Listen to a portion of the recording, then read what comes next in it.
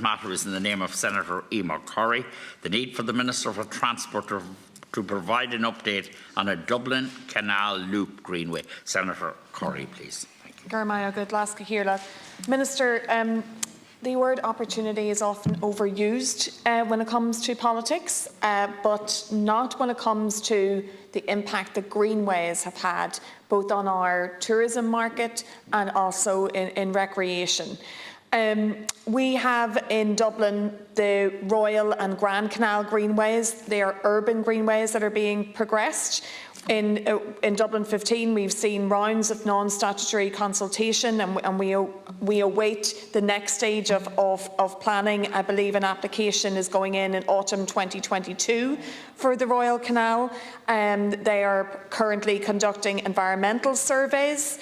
And there's going to be a report on the last public consultation in June. The sooner the better, I say, in relation to progress with the Royal Canal Greenway.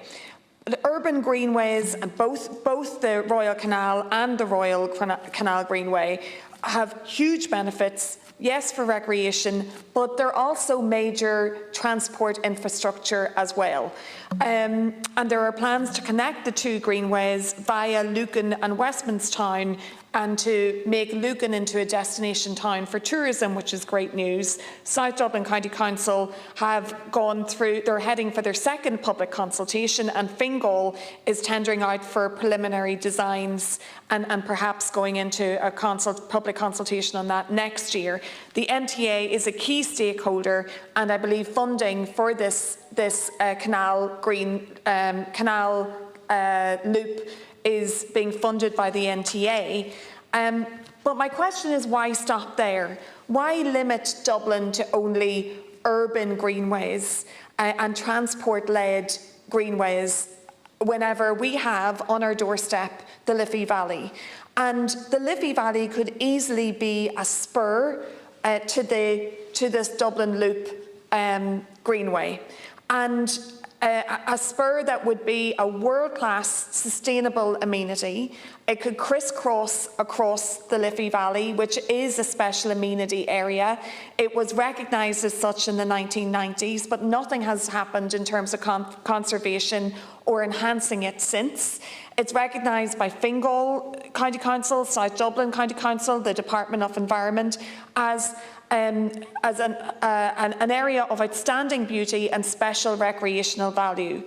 So if we can make greenways work in geographically sensitive areas in other parts of the country, why not here, where there are hidden weirs? There's the St Edmundsbury lands, the Strawberry Beds. You have Shackleton's Mill, which is a water-powered flour mill from the 1770s. You can connect some of Dublin's most stunning parks, like St Catherine's Park, Porterstown Park, Waterstown Park in Palmerstown, the Phoenix Park and Memorial Gardens.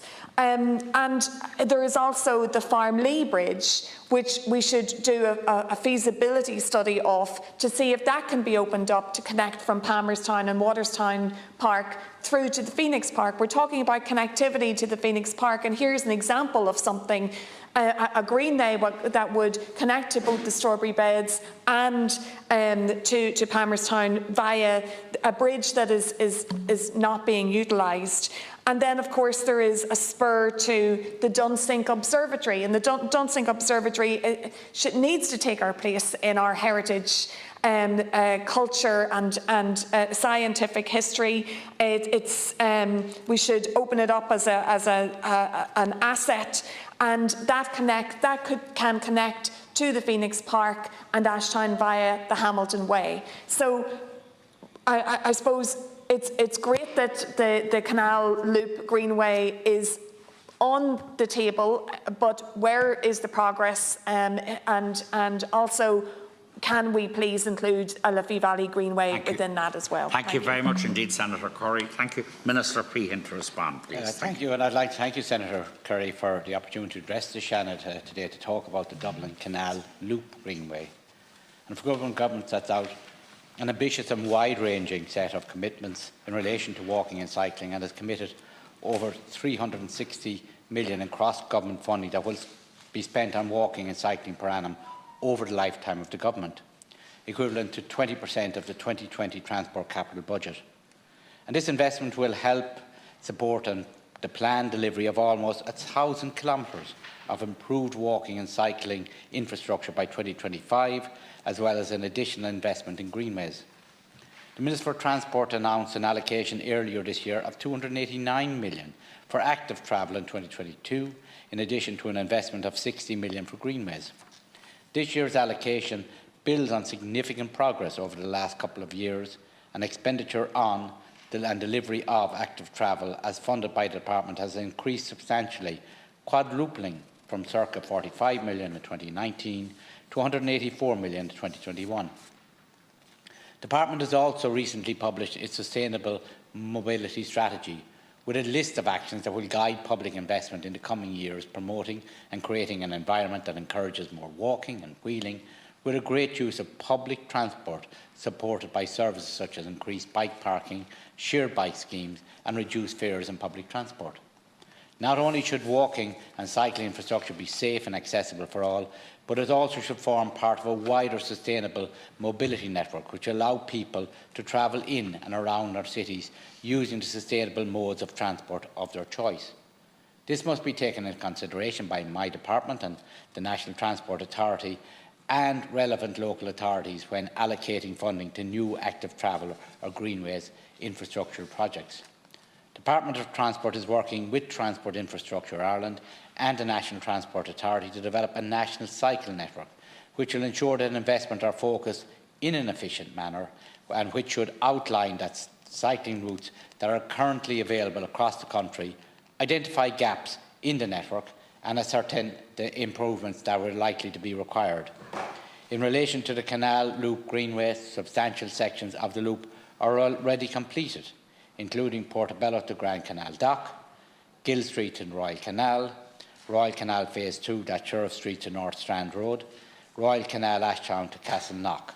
And there are also a number of sections in the Canal Loop Greenway on the National Transport Authority's active travel capital programme which are in the development, including the Royal Canal 3 North Strand Road to Phibsborough, Royal Canal Phase 4 Phibsborough to Ashtown, Royal Canal Castleknock to Kildare border, and the Canal Loop Greenway, which is Lucan to Grand Canal. Any sections of the loop not completed or in planning are included on the latest Greater Dublin Area Cycle Network and will thus be considered to be added to the capital programme in the coming years. So to conclude, a lot of work is ongoing.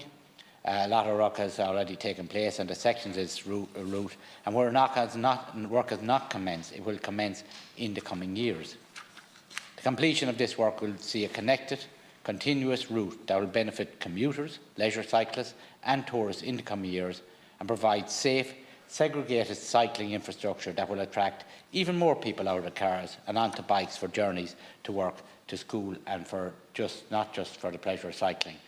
Senator Currie, you've raised a very important issue. It's an issue a lot of work has happened and I see it myself in my own area, the Sligo Greenway, the North, many greenways. We want to link in, connect villages and towns and I hope that we can be like Germany or Holland, whatever, that we will just see this will be a normal way of travelling into the city.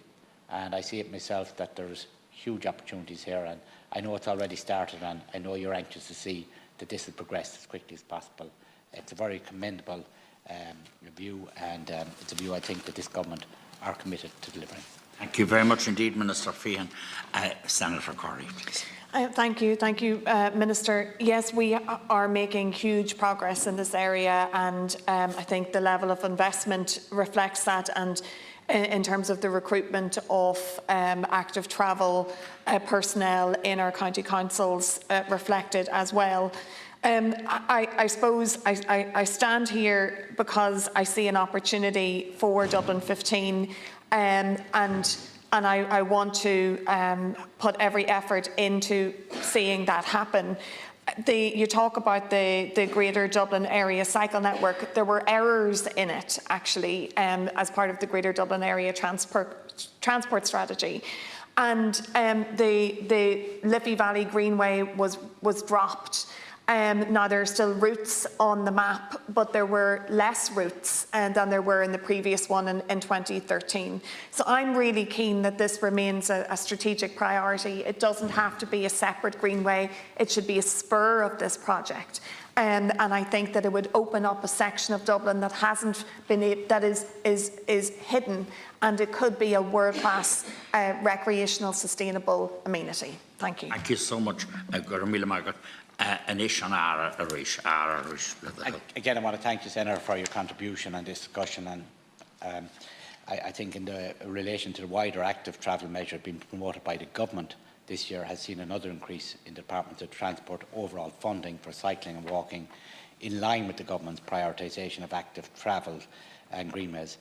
I think we've seen the increase in number of people opting to make journeys by walking or cycling during the period of COVID-19 restrictions. So it shows huge potential and to make real strides in the modal shift and I think towards more sustainable modes of transport. And again, the funding is there, but I really think that as politicians we have to be vigilant to ensure that funding is still there, but there are huge opportunities here. And as you talked about spurs and linking all the various greenways, I think we've come of age in the last number of years. But again, I'm not saying there was any blockage, but I think the funding is there. A lot of the people in the local authorities are aware now this is what needs to be done. And I think the government have full commitment. Thank you for raising Thank you. Thank you very much, Minister Feehan, and indeed Senator Currie. Now, the next